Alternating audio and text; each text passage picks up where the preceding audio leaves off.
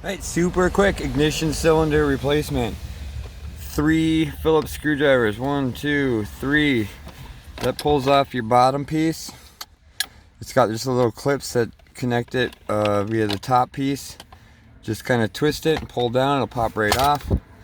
Next up, you got this safety Torx bit screw right here.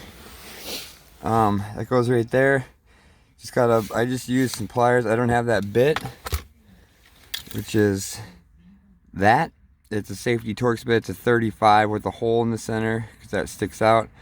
I don't have that, so I just thought I'd grab this, gave it a tiny little bit, and it came right out. No problem, just finger tight.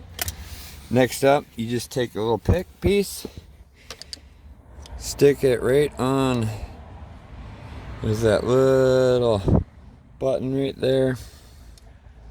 You just push down on that button once it's in the first position, and then I don't know if I can do this one-handed.